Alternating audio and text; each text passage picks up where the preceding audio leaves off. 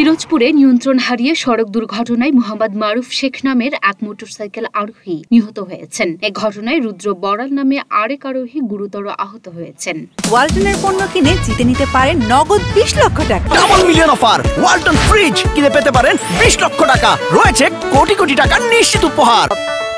সোমবার দুপুর 1টার দিকে পিরোজপুর সদর উপজেলার ৮ম বাংলাদেশ চীন মৈত্রী সেতুর কুমিরমারা প্রান্তে এই দুর্ঘটনা ঘটে। পিরোজপুর সদর থানা পুলিশের ভারপ্রাপ্ত কর্মকর্তা আব্দুস সোবহান বিষয়টি নিশ্চিত করেছেন। নিহত মারুফ শেখ পিরোজপুর সদর উপজেলার টোনা ইউনিয়নের মূল গ্রাম এলাকার মোহাম্মদ ইদ্রিস শেখের ছেলে। আহত রুদ্র বড়াল নেছারাবাদ উপজেলার রবীন্দ্র বড়ালের ছেলে। রূপকাঠি হয়তো বা যাযাপুর ওদিক দিয়ে আসছিল, তার গাড়ি ব্রিজের পিছনে অটো ছিল, তারা বলছে যে তার গাড়ি অনেক রাফ চালাই আসছিল, তার জন্য ব্রিজ হচ্ছে পর গাড়ির টান ছিল প্রায় 100-র উপরে, 100+। তারপর পিছনে যে অটো ছিল সে দেখছে যে ঘুরছে, সে ঘোরার হয়তো বা তার চেইন আটকে গেছে বা কন্টিং হারাইছে, দুইটার একটা। এবার সে এই সাইড দিয়া ব্রেকের চেষ্টা করছে, ব্রেক হয় না, তার জন্য এই সাইডে ওয়ালের সাথে গাড়ির প্রথম বাড়ি লাগছে, বাড়ি খাওয়ার স্যার এই সাইডে কাইতেই পড়ছে।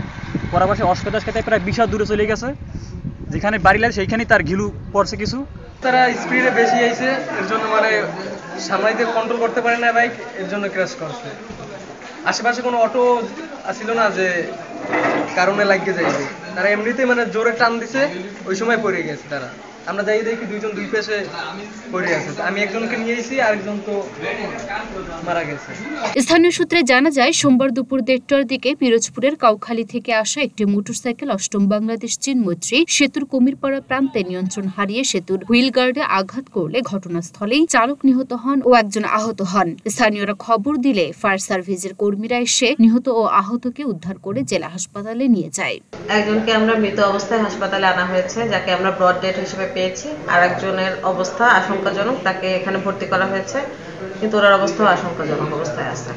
এ বিষয়ে পিরোজপুর সদর থানা পুলিশের ভারপ্রাপ্ত কর্মকর্তা আব্দুস সোবহান বলেন, আমরা খবর পেয়ে ঘটনাস্থলে গিয়ে একজনকে মৃত ও একজনকে আহত অবস্থায় উদ্ধার করেছি। এ বিষয়ে আইনগত ব্যবস্থা প্রক্রিয়াধীন। দুইটা ব্যক্তি ছিল এই বলেশ্বর আমাদের ব্রিজে, অ্যাক্সিডেন্ট হয়ে একজন লোক ঘটনাস্থলে ডেথ হয়েছে এবং একজন লোক গুরুতর আহত।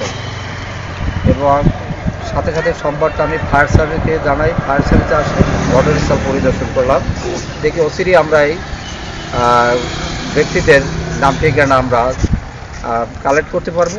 লুনা আফরোজ, নিপার, ঢাকা পোস্ট।